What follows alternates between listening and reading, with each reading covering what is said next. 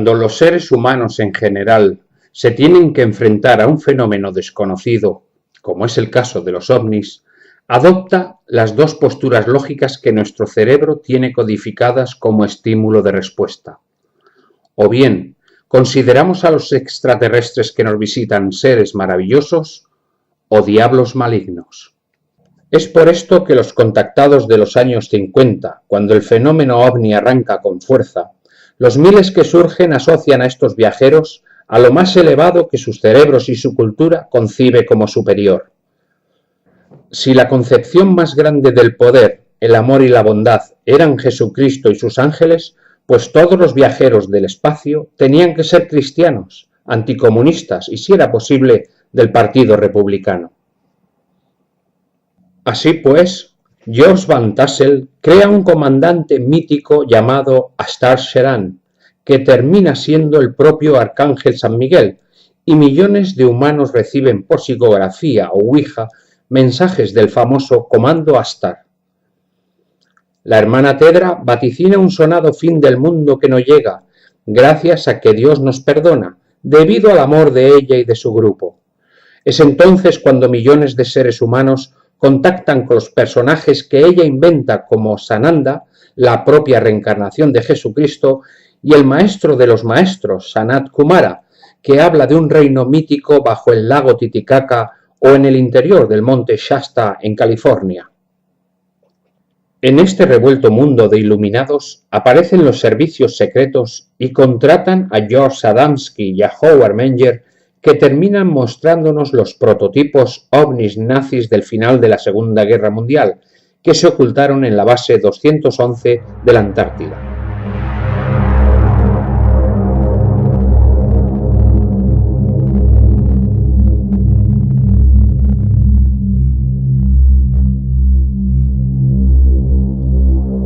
Es necesario hacer referencia al programa secreto MKUltra, que emplea sustancias alucinógenas capaces de ver por parte de dichos contactados a seres angelicales, místicos y lugares paradisíacos, después de ingerir una extraña copa efervescente de LSD, que tanto Angelucci como otros tantos contactados de su tiempo reciben de los avispados agentes secretos de la CIA y el FBI, pues ese líquido era el propio maná que Dios entregó a Moisés en el desierto.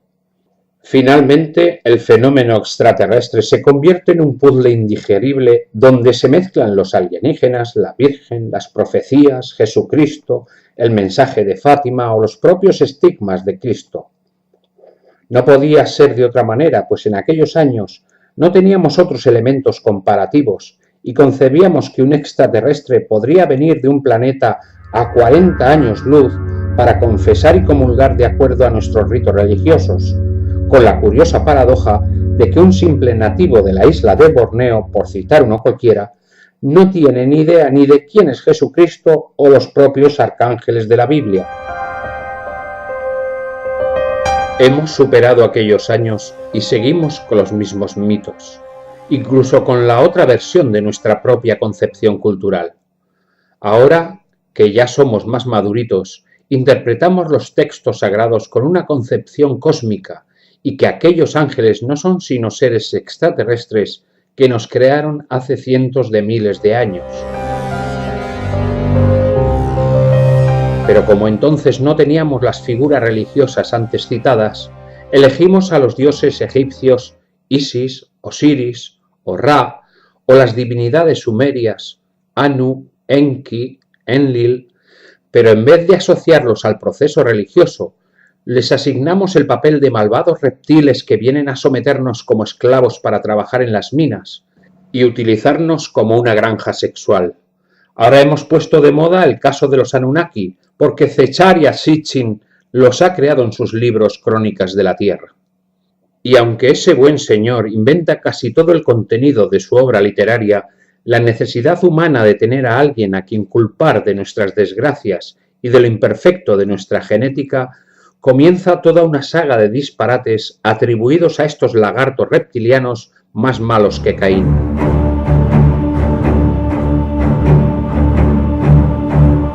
Es necesario echar la culpa a alguien de nuestras propias maldades en vez de asumirlas y comienza la literatura infumable de la guerra de los mundos, de los invasores del espacio o de los extraterrestres medio lelos y atontados como el ET de Spielberg. Quizás sea el momento de enfocar el tema extraterrestre sin nuestro maniqueísmo del bien y del mal, sino con una concepción evolutiva. Parece poco probable que estos viajeros espaciales tengan en sus naves crucifijos, canten salmos o hagan rituales vudús para jorobarnos. Quizás podemos comenzar a concebirlos como parte de una lógica superior, seres que siguen un patrón inteligente dictado por las leyes universales que buscan realizar el plan de una supuesta suprema inteligencia que ni tiene túnica ni va a misa ni reza por las noches. Podemos asegurar que los famosos Anunnaki no son reptiles, no esclavizan al ser humano y por otra parte son nuestros creadores. Seres de una evolución extraordinaria, antropomórficos y de una belleza física y anímica sin parangón en la Tierra. Voy a cambiar la línea argumental para hablar ahora de Joseph Blumrich, el ingeniero de la NASA que reconstruyó el esquema de la nave que vio y describió en los textos bíblicos el profeta Ezequiel.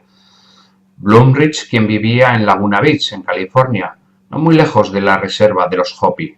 Desde el año 1971 mantuvo una agradable amistad con el anciano indio Whitebeard, que contó las historias ancestrales de su pueblo.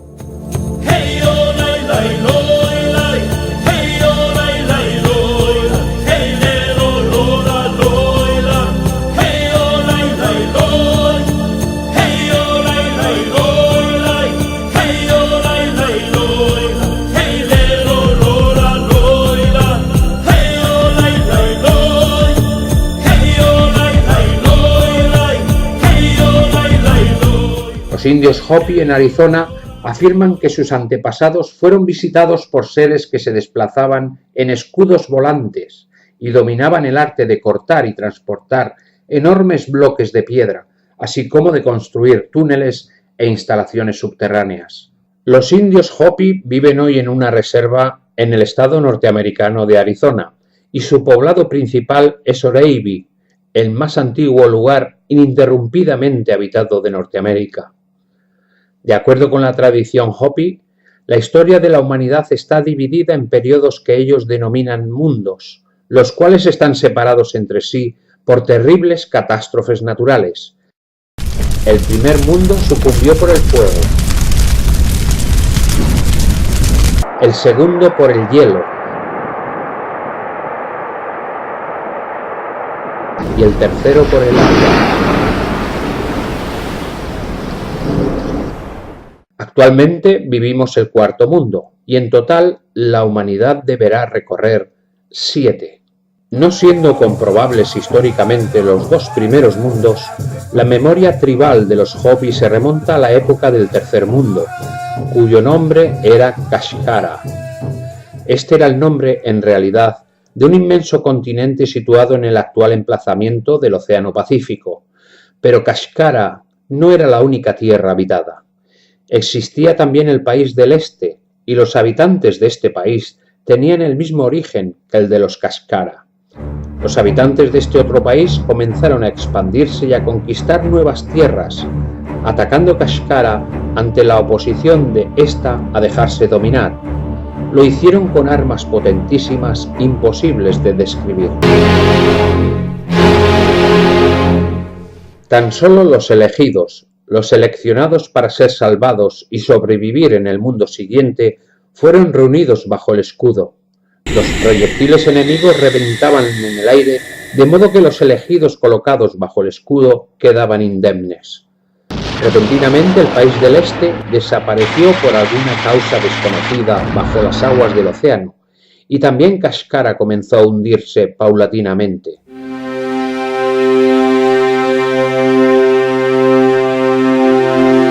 En este momento, los Katsinas ayudaron a los elegidos a trasladarse a nuevas tierras. Este hecho marcó el fin del tercer mundo y comienzo del cuarto.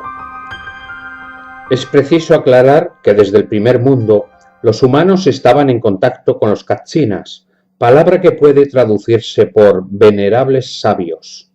Se trataba de seres visibles, de apariencia humana, que nunca fueron tomados por dioses, sino solamente como seres de conocimientos y potencial superiores a los del hombre.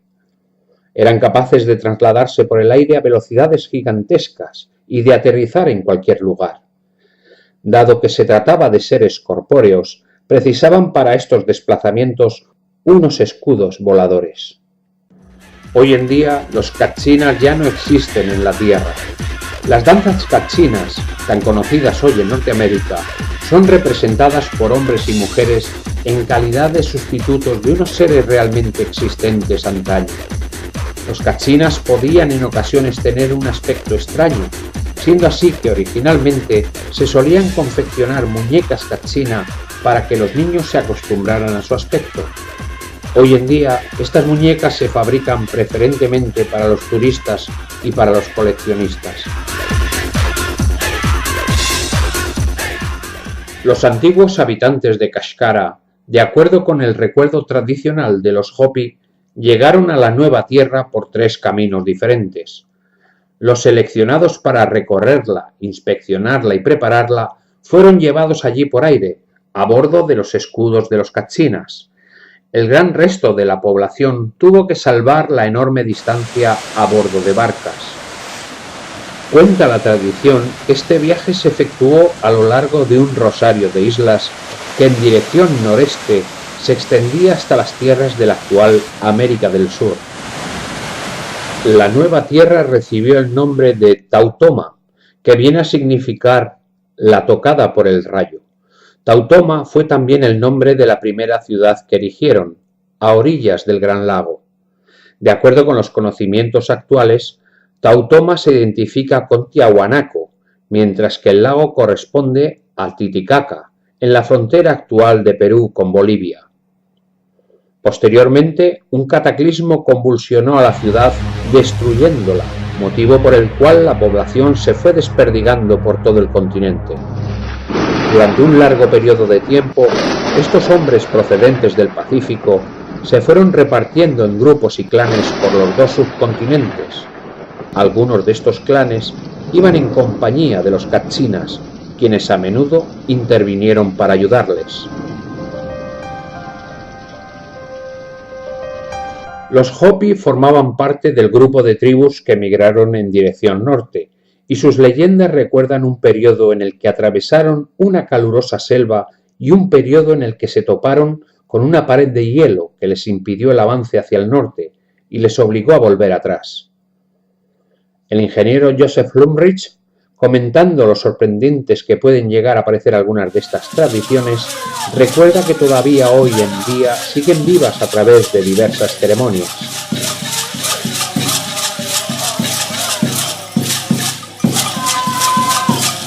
Mucho tiempo después de estas migraciones, todavía había clanes que seguían conservando las antiquísimas doctrinas. Estos clanes se reunieron y construyeron una ciudad de importancia trascendental que recibió el nombre de la Ciudad Roja, a la que se identifica con Palenque en el Yucatán mexicano. En dicha ciudad fue establecida la Escuela del Aprendizaje, cuya influencia todavía puede descubrirse en algunos Hopi. Los maestros de dicha escuela eran los Katsinas y la materia de enseñanza estaba compuesta esencialmente por 4 apartados. 1. Historia de los clanes. 2. La naturaleza, las plantas y los animales. 3. El hombre, su estructura y su función física y psíquica. Y 4. El cosmos y su relación con el Hacedor. Tras un posterior periodo de numerosos enfrentamientos entre las ciudades establecidas en el Yucatán, sus habitantes abandonaron la zona y reemprendieron la migración hacia el norte. Durante aquella turbulenta época, los Katsinas abandonaron la tierra. Tras haber recogido toda la información que le ha sido posible sobre los Katsinas, Blumrich llega a las siguientes conclusiones sobre estos seres que, sin ser considerados en ningún momento como divinidades, y esto es muy importante, se sitúan en el plano cósmico de injerencia directa en el quehacer humano, Tenían cuerpo físico, tenían apariencia de hombres, en muchos aspectos se comportaban como hombres, pero disponían de unos conocimientos muy superiores a los propios hombres. Eran además capaces de engendrar niños en las mujeres sin mediar contacto sexual. A todo ello hay que sumar las habilidades que los humanos aprendieron de los Kachinas, la más importante de las cuales fuera quizás el corte y transporte de enormes bloques de piedra y en relación con ello la construcción de túneles y de instalaciones subterráneas. Además de lo que afirma Blumrich con referencia a los Hopi, que él estudió en profundidad, podemos corroborar algunas de sus constataciones observando las costumbres de sus inmediatos vecinos, los indios Zuñi y Pueblo, que junto con los Hopi formaban el grupo de pueblos agricultores del actual Arizona. Así, por ejemplo, los Zuñi, cuyos templos son cámaras ceremoniales subterráneas, conservan el culto de la serpiente emplumada como deidad celeste, lo que indica el origen mexicano de ciertos elementos de su religión al enlazar directamente con la imagen y el culto de Quetzalcóatl, identificado con Kukulcán y Gucumatz, que fue también serpiente emplumada y voladora, corroborando así en cierta forma las narraciones de los Hopi que afirmaban haberse establecido durante un tiempo en el área del Yucatán. Blumrich afirma que los Hopi cuentan que los escudos voladores de los Kachinas se desplazaban a enormes velocidades gracias al impulso de una fuerza magnética. Estos Kachinas son los mismos que recogen las tradiciones egipcia y sumeria. Serían por tanto Ra, Osiris, Isis o bien Anu, Enki o Enlil. Los textos sumerios les llaman Anunnaki. Los textos antiguos de los Hopi hablan del retorno de sus dioses. Antes de su llegada aparecería en el cielo el signo de Quetzalcóatl, que es una mano abierta entre las nubes. En los primeros meses de 1987, los chamanes de las diversas tribus de Mesoamérica comenzaron a ver el signo de Quetzalcóatl en el cielo, por lo que dedujeron que estaban llegando. También en esas fechas, el profesor José Argüelles popularizó lo que se denominó la convergencia armónica. Según la citada tradición, en esta fecha, los danzantes del Sol activarían su aura para iniciar un ciclo de cambio en todo el planeta, que desembocaría en diciembre de 2012. Todos conocéis esta fecha, pues se popularizó la idea del fin del mundo, fecha en que acababa un periodo de tiempo del calendario maya, a partir de la cual comenzaría un cambio absoluto en nuestro planeta. Desde el punto de vista cósmico, la fecha del 16-17 de agosto del año 1987 fue decisiva, pues se producen una alineación en signos de fuego de casi todos los planetas. Esta conjunción se da en periodos de 5.000 años y habla de elevar la conciencia y caminar hacia la paz y el progreso. Lo realmente asombroso es que en la madrugada del día 16 de agosto de ese mismo año, una nave interplanetaria se situó sobre la cabeza de un panameño llamado Máximo Camargo y le abdujeron. Este hombre analfabeto se vio de repente ante tres seres bellísimos, quizás andrógenos, pues no supo distinguir si eran de uno u otro género, y le dieron un mensaje para la humanidad. Yo soy Ramerik. En Egipto me llamaste Ra y en la India Rama. Pero soy el mismo personaje que ha regresado como lo habíamos prometido. Luego habló el otro diciendo: Yo soy Quetzalcóatl, vuestro señor que estabais esperando. El tercero permaneció callado, pero Camargo creía que se trataba de Isis, la diosa egipcia compañera de Osiris. Curiosamente, personajes de diversa cultura como Ra y Quetzalcóatl viajaban en la misma nave. En el norte de Europa se les conocía como Odín o Thor, en la cultura china con los dragones celestes que crearon a sus primeros emperadores. Estos seres le dijeron a Camargo que en el año 1989 se produciría un cambio social importantísimo para el hombre. Y efectivamente, en el año 89, con la perestroika, Se desplomó el sistema comunista y el cambio afectó a una tercera parte de la humanidad, tal y como ellos le comunicaron. Принимаю это решение по принципиальным соображениям. Le dijeron asimismo que en el 2012 se produciría tal catástrofe que retornarían de nuevo como antaño para rescatar a la humanidad y llevarles a otro planeta. La llegada de estos seres no responde a la voluntad o al capricho, sino a fechas, periodos y posiciones astrológicas precisas que siguen la ley de las estrellas. Tanto la de 1987, que es extraordinaria, como la de 1989, con casi todos los planetas malignos en Capricornio, impulsaron un cambio político de gran magnitud. En el año 2012, la Tierra se ponía en una posición cósmica más alineada con el centro galáctico. Esta posición se había dado hace 13.000 años. Sondeando los estratos del suelo, se observa que hace 13.000 años algo había embestido al planeta, puesto que la fauna y flora se veían mermadas drásticamente. Por otra parte, las misiones Apolo habían detectado en la superficie lunar pequeños cráteres de materia cristalizada. Analizaron los mismos y vieron que hace 13.000 años una fuerte embestida solar de más de 2.000 grados había formado muchos cráteres. Todos los servicios de protección civil de los países desarrollados habían establecido unos protocolos de intervención y prevención para el 2012, puesto que se esperaban fuertes tormentas electromagnéticas del Sol que podrían afectar gravemente al planeta. En julio de ese mismo año se esperaba una eyección masiva de material solar que viajaba a más de 7 millones de millas por hora y podría impactar contra la Tierra. Los científicos creían que tal colisión probablemente habría provocado un desastre tecnológico de escala global. Satélites, redes eléctricas y de comunicación habrían resultado dañados e incluso se habría puesto en peligro la salud de los astronautas y las tripulaciones de los aviones.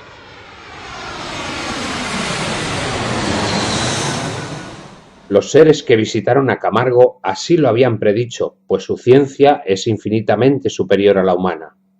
Y en ese punto es donde entra la actuación de otra jerarquía, de otras entidades superiores a los Anunnaki o Katsinas, pues en la primavera de ese año, 2012, una enorme esfera penetró en nuestro sistema solar y atrapó energía del Sol por espacio de varias horas. Esa esfera era 8 veces mayor que nuestro planeta, y una esfera de este tamaño de ninguna manera podría haber penetrado en nuestro sistema sin destruirlo. Esa tecnología raya lo omnipotente. Sencillamente es el mayor milagro datado en la historia de nuestro planeta, aunque lógicamente las personas de la calle no tienen por qué valorarlo así, ni por supuesto haberse enterado. Pero cuando los propios satélites de la NASA lo registran, no hay discusión posible. Reflexionando, si los Anunnaki o los Kachina son dioses para los hombres, ¿quiénes eran estos seres que son capaces de intervenir decisivamente en el Sol? ¿Quién puede desplegar una tecnología capaz de poner un auténtico escudo más grande que el planeta Venus para prevenirnos de una tormenta solar? Lo que resulta admirable es saber cómo los mayas y sus descendientes, los Hopi, podían saber los periodos y las conjunciones del calendario solar que esculpieron en piedra. ¿Quién les había transmitido tales conocimientos? Pues era impensable que este pueblo por sí mismo lo supiese. Habrían necesitado salir al espacio y otras formas de medición cósmica que de ninguna manera poseían. Para identificar los seres que activaron tal tecnología superior a los propios Kachinas o Anunnakis, tenemos que echar mano de la astronomía sagrada. Entre mayo y junio de 2011 ocurrió una perfecta conjunción múltiple cerca del Sol, entre la Tierra, Mercurio, Marte, Venus y Júpiter, y también con Saturno, aunque un poco escorado, y con la Luna en cuarto menguante. Se trata de una coincidencia astronómica que solo sucede cada miles de años y que recibe el nombre de Espada de Dios.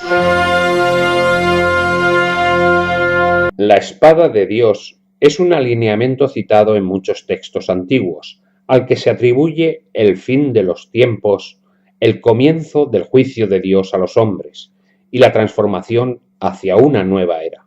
Algunos autores afirman que este acontecimiento astronómico sucedió por última vez hace 13.000 años. En diciembre de 2011 surgió una noticia que pasó inadvertida acerca de una nueva interpretación de las profecías mayas, proporcionado por el INAH, Instituto Nacional de Antropología e Historia de México, por la cual, en 2012, no iba a ocurrir ningún desastre, sino el retorno de una deidad maya. El dios Bolón Yocté, que regresaría al término de una era y al comienzo de otra, era un dios vinculado a la creación que participó en el comienzo de la actual era. Según otras traducciones, sería el retorno de Bolón Yocté-Ku. En cuanto a los mayas, debemos hacer mención a Hunab-Ku, el mayor de sus dioses, considerado el único dios vivo y verdadero, y que era el centro de la galaxia y a la vez el corazón y la mente del Creador. Ellos sabían que entre el 2011 y 2012 nuestro sistema se alineaba con esa suprema inteligencia y por lo tanto su mayor dios actuaría.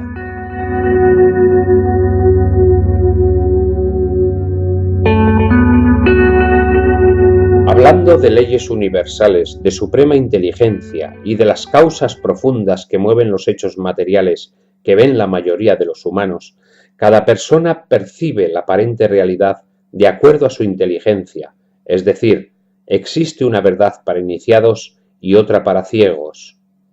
En el 2012, unas entidades de una naturaleza omnipotente intervinieron en nuestro Sol, salvando a la humanidad. Intervinieron siguiendo una ley astral, y esa ley es el instrumento de la suprema inteligencia. Los Anunnaki se marcharon del planeta cuando era el momento, y después de 6.000 años, regresaron con precisión en el momento asignado por la ley superior de las estrellas, que pocos humanos conocen.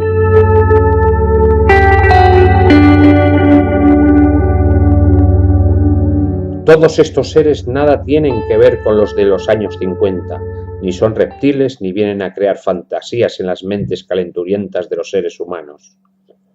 Estos seres no practican rituales religiosos ni forman parte de ningún comando Astar, ni son parientes de Sananda o de Sanat Kumara, por la simple y obvia razón de que todos ellos no existen sino en la imaginación calenturienta de unos pobres hombres equivocados.